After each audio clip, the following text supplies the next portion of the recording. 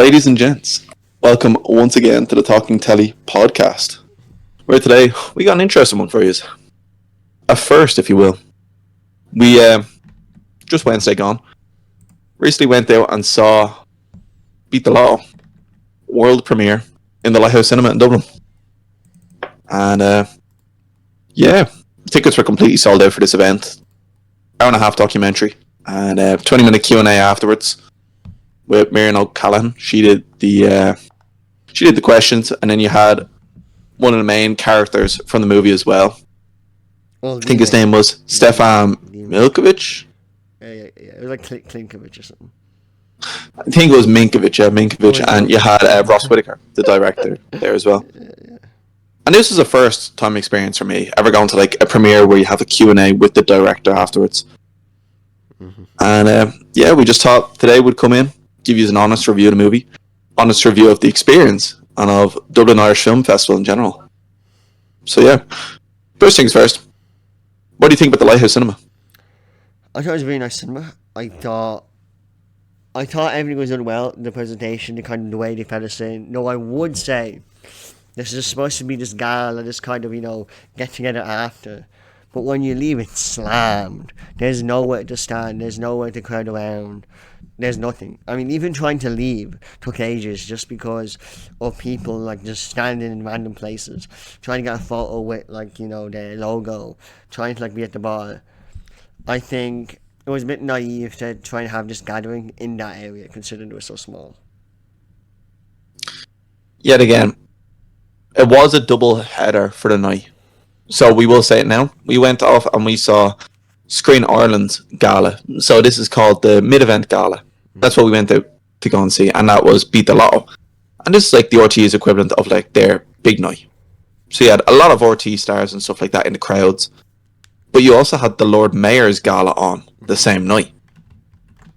And that was a strictly invite per ticket. So if you got 2 invites, you were able to get 2 tickets from the DIFF website.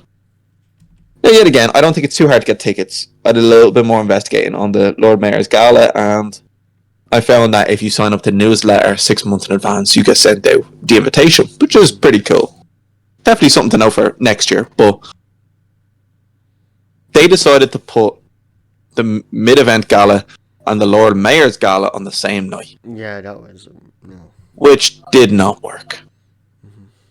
It didn't work. It was, like you said there, per planning, per execution. Especially considering there was supposed to be 2 stars of it.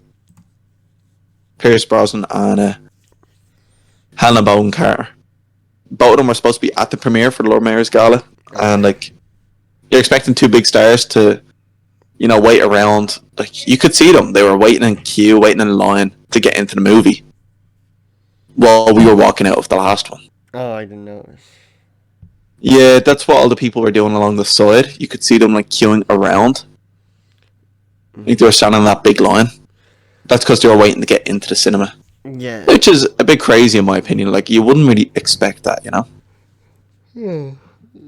But that's kind of the bad sides of the night or the event in general. It was very packed, especially leaving, because like that, a lot of people were standing around. They wanted to get a drink. They wanted to try chat with the people who were in the documentary, because a lot of them were in the crowds. Mm-hmm. They wanted to chat with family and stuff like that. It was a big night out. Yeah, very big. But that, Lord Mayor's gala could have been done on the Friday. Mm-hmm. Probably would have been better executed. Could have been done on the Thursday. But no, they just kind of I don't know. Besides that though, Lighthouse Cinema, I have to say, very nice. Very nice cinema. Seats are spotless, comfortable. You're sitting at the very back, you could still see the screen. You could still hear everything. It was perfectly fine, even though it was a very wide room. Everyone in the cinema as well was very respectful. I will say, I was sitting beside 2 reporters, and multiple times, they were recording the audio, and a couple of times during the movie, she'd check, and it'd be a big ass flash to my left, and I'm looking, and I'm like, come on, Well, I will get tell it. you now. I get it. They weren't reporters. They were college students. Or whatever the fuck. They were not. Oh, no. Maybe to your right, to my left. They were at least like 30 plus. No, the two women. They were not in our age. They were college students. No, because I heard them talking about college stuff. Maybe they were college students. Maybe they were like mature college students. Yeah. Whatever they were not under 30. No, because I saw actual reporters there, and reporters would know not to take photos. Well, no, they didn't take photos. During- They didn't take photos. They were recording the audio, and they had like books. They were writing stuff, but they weren't taking any photos. You saw people below taking photos, but they checked their phone for like just for the audio, and keep and I think one of them dropped something. I was just kind of like, come on. Okay, that is really annoying. Now, because from my side anyway, yet again, there was a group of 5 of us, so I wasn't sitting beside anyone I didn't know. But I could see all like the people in front of me and all that. They all seemed respectful enough. There was one guy who was having a proper holler. But, Yeah, like, he was having a laugh. He was having. he was having a whale of a time. Yeah. But yet again, I think beside him, like his dad was in the movie, so I could kind of like understand like he was trying to like get a laugh, you know, Yeah. or trying to get the crowd involved. Which is fine, you know, whatever. But I have to say, the Lighthouse Cinema, very nice. The popcorn was really good. I got myself popcorn, very good popcorn. Sometimes you get popcorn in the cinema and it's like, just tastes dull. Like it tastes like it's been sitting there for hours. Yeah. You know this popcorn's fresh. Yeah. Like you're like, this is fresh popcorn. Movies at the Square, a bit criminal, you know. Yeah. But yet again, they have the popcorn pre-packaged in the boxes and all that, and you're kind of like, oh, that's grand, you know. But when you're eating Lighthouse Cinema popcorn, my God, it's good. Yeah. Next. The movie itself was it was an interesting experience, considering it's like think of a Netflix style documentary, the hyper stylized, hyper produced. You know, that was basically like that in movie form, hour and 20 minutes. And I really liked the editing. Everything about the movie was very clever.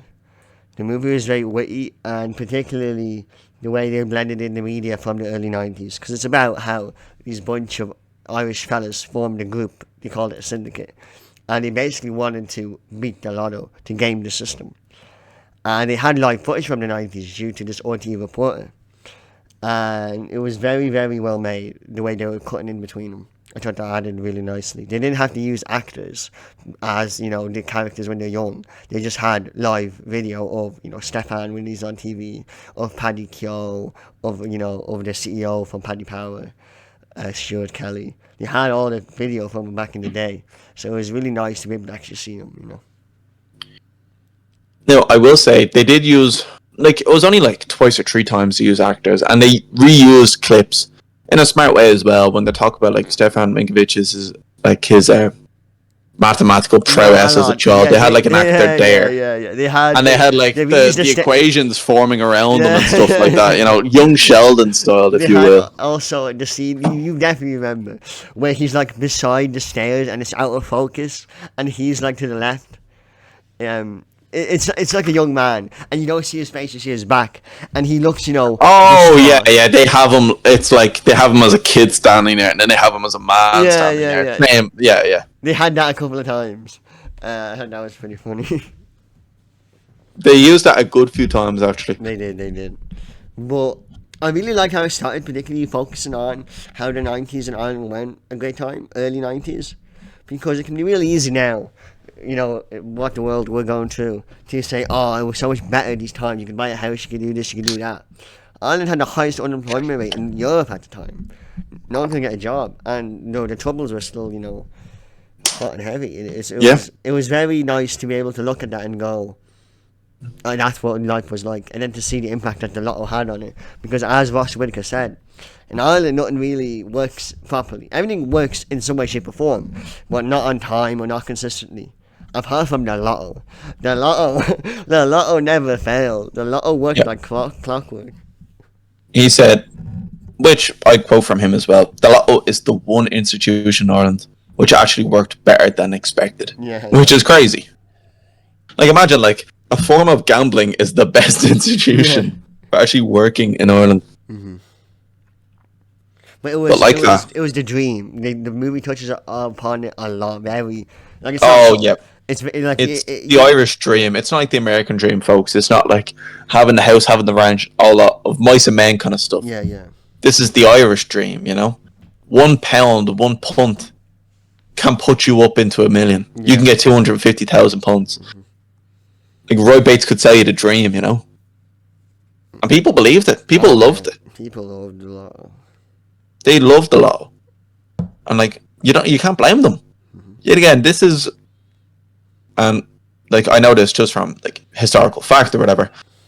But Irish homes, Irish households weren't necessarily introduced to tellies up until the late 1980s. So this is just before the emergence of the internet. So you would have a lot of families just being introduced to televisions in their homes without having to go to the cinema, without having to go to family, like, you know, family friends, whatever, to go watch a match or go do stuff like that. Like, TVs were just coming in the norm. So a lot of people weren't necessarily, like, used to gambling. They weren't necessarily used to, like, drawing on anything other than the horses, other than the Cheltenham, other than the Leopard's Town or the Nace races or stuff like that. You know, they weren't used to it. And then all of a sudden, you have the Lotto. This entity, this Irish entity, this national Lotto, in which you can pick numbers and you could have a chance of winning 10,000 punts, 100,000 punts, a million. Like, that is such a boisterous number to win. So a lot of people, of course, were dead excited, as they would be. They're thinking, right, there's only like 3 million people on the island, you know? I could be one of them 3 million people. Hell, kids and old people, senile people are going to be buying the Lotto. I could be one in a million. Hell, what's the chances that everyone goes out and buys a ticket today? I could be 1 in 500,000. When you start cutting down the odds like that, you can see why people got excited. Oh yeah. Oh, yeah. Like Roy Bates said, they do it for the people who want to put £1, £2 in for the chance of winning a million. But as the movie goes on to say, but the Lotto isn't necessarily this all good, omnipotent, you know, entity. It's controlled. It's micromanaged. It wants to stop syndicates from winning. It wants to stop potential bad guys from laundering. It wants to stop all these, you know, like brazen acts to defeat what they've set up. Yeah, yeah. And most of all, they want to make profit. Just what the movie kind of dives into.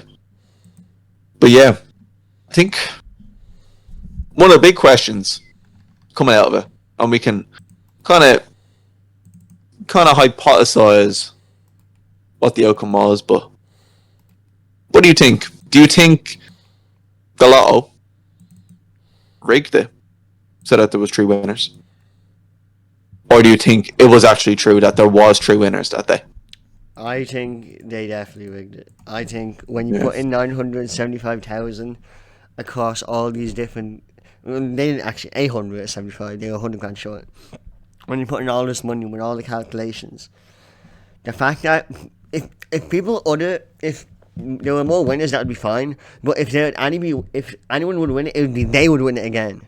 The odds of someone else winning it and it's not them is insane. If you know what I mean. Well, if there was another winner, it probably would have been one of their numbers.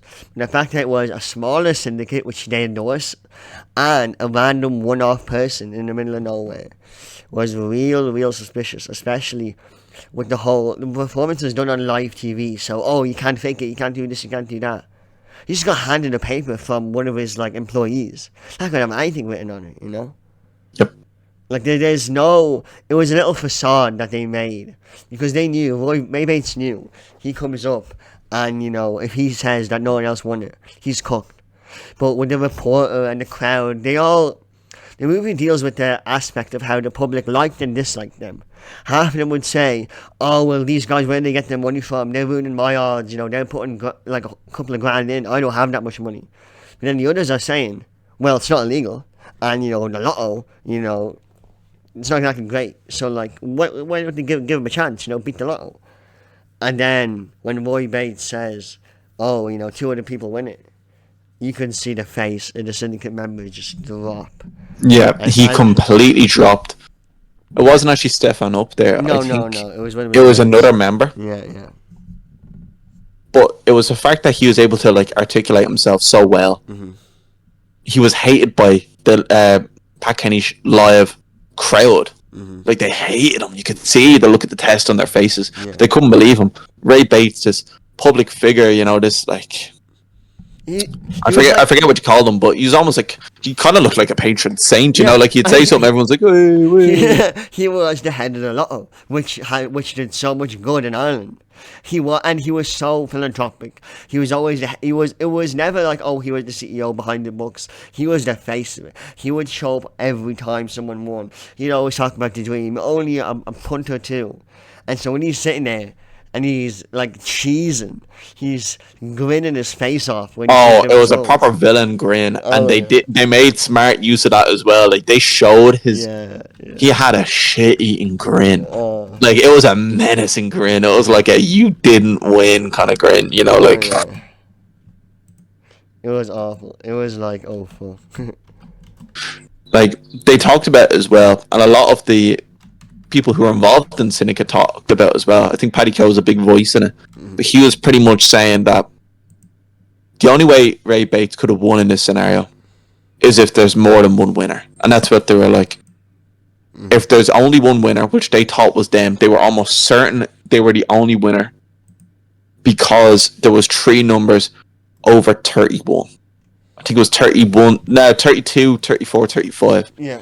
Of course, a lot of people back then, rightfully so, lucky numbers, you choose birthdays or birth dates. So you choose, like, if your son is born on the 5th, you pick the 5th. If your sister's born on the 16th, you put the 16th. That's the way a lot of people would have thought. And you also have the fact that a lot of people, when they look at the lotto lines, like they said, it's 6 lines, you choose 6 numbers. A lot of people wouldn't pick 3 numbers from the same line. Yeah. Very uncommon for people to pick 3 numbers from the same line. Like, who does that? Who goes 1, 1, and 3? And they were like, well, thankfully we put it on, but it could have been one of them boxes where they looked at it and said, oh God, no. Chances of that going out are slim to none, we'll leave it. That's what Stefan was saying. He was saying, well, more than likely not, the number's going to lie between, I think he said 10 and 25. That's usually where the numbers lie. That's like, you can think about your most probable outcomes and pick numbers around that area, and they're more likely to come out, so you can get pick 4 or pick 5 on the good days.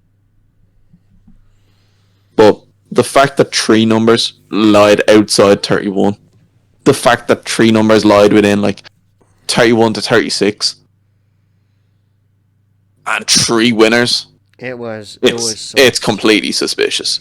Yeah, no, they definitely, and the movie didn't touch on this much at all. I kind of expected it that they would, but they didn't. At the end, they just kind of said, it's alright. They didn't beat the lotto, but they beat the lotto. Like, they didn't make too much money, but, at least they had a laugh. I think they saw a 40% profit set at the end of the movie. Yeah. 40% is still good numbers. Still very good numbers, but, like, you would have expected a bit more, Yeah. You would have expected just a little bit more. And but I think as well, I think it's important to touch on, we mentioned how the movie is more for Irish audiences, but also it's very, there's a lot of Irish humour in it, particularly when you're watching a bunch of old fellas just talking. And now the cinema was full of, people 30 plus. And they got a lot of giggles and a lot of cackles and other things that were funny, but they weren't like, slapping the knee funny, like. Yet again, I feel like we're just a generation behind. Well, yeah. Like, I feel like when people bring out movies or bring out documentaries from our generation, like somebody talk about like COVID scandals and stuff like that. Oh yeah. But like we'll look back at it and have a couple laughs, we'll be like, oh. I highly agree. I think this movie, I don't think it's right to call it nostalgia bait, but it's important to understand that it is. Obviously, it's a timepiece, so obviously it's going to be catered toward those people. But it's definitely, it's not like, oh, we're trying to inform the modern audience. It's more so we look back into the past and kind of trying to relive the memories of that the past. Not saying that it was all good memories, but just kind of looking at it back, you know.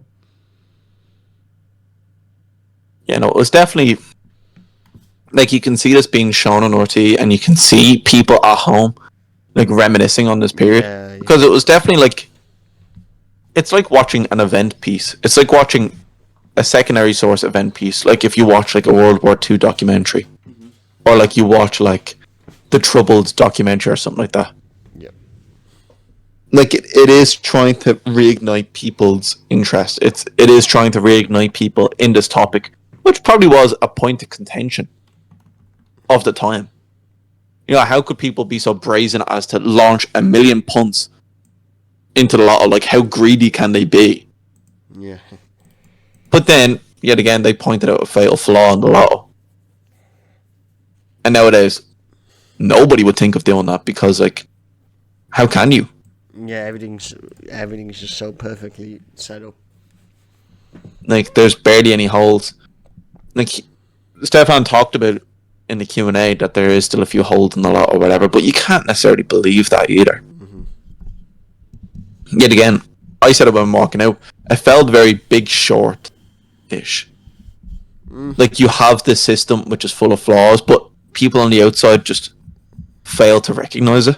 And see, I disagree. I think Big Short was a real commentary on, like, capitalism in the way, like, literally how everyone gets bailed out at the end. No one was accounted for the 2008 recession, and how literally everything just keeps on going, and the same issue will occur again.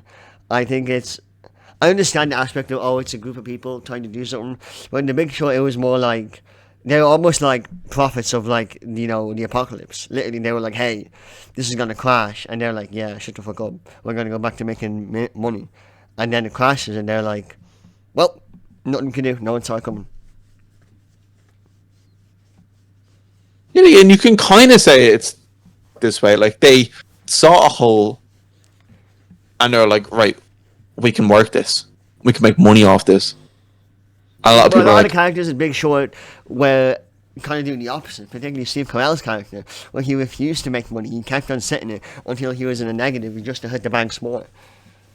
I think The Big Short was a real commentary on the times and how capitalism has defined our culture, and how it just basically is the world, and how the kind of the oligarchy is forming. Well, or not forming, it has been formed. yeah. Over the past decade. And like the legal nature of everything. Well, the Beat The Lotto was a real kind of Irish folk story over these fellas, these punters coming together, and almost fucking Robin Hood in it, like. Definitely felt like a Robin Hood style story, but it's 100% a white collar Robin Hood story. Yeah. Robin Hood. This is not regular old people here, folks. No. These people had money. I mean, like, you literally had the former CEO of Paddy Power. Yeah. And you also had people who like said, "Oh yeah, we're putting our money in, but like, it was more just for entertainment." That's why a good few laughs were had in the crowd. Because imagine saying like, "Oh yeah, 120,000 quid, entertainment." Yeah. What? Like, that was enough for 3 houses back then. 3. This guy is like, "Oh fuck, I'll risk 3 houses." Nah. Like, what? Crazy stuff. This is in punts as well, which is the equivalent. Like, it's 50 punts is like €1 now. So you're looking around 250, 300,000. They're each putting in to short the lotto, which is insane. They were all like mini mentor, like they were all. Oh, they were all minted. They were all rich. I mean, Stefan had made 2 million from a postcard syndicate before, but he didn't say that in the movie. Yeah, no. They couldn't mention that in the movie, or nobody would have felt for him. Yeah, I think you need to understand it's not like it's an underdog story, but it's more like this underdog with millions is attacking the underdog with more millions. Yeah, it's more white collar against the government kind of thing. This is more like, what would you say? This is more the sheriff against the king. I'd say it's different. I'd say it's more like like a wealthy baron against the king, you know. It's No, like no. The way no. the way I saw it was I was trying to think of the Robin Hood. It's like Tyrion Lannister in Westeros. You root for him, but you know he's made the money and he's a bit of an asshole. Well, he's still a funny guy. Yeah, but then he does bad things, you know. Well, I'm sure that one random person who gave him 100 grand wasn't just some kind soul in the pub. That is also a crazy one as well. That Like the that. whole operation was saved by one fella in the pub. Like, yeah, I got 5 shops.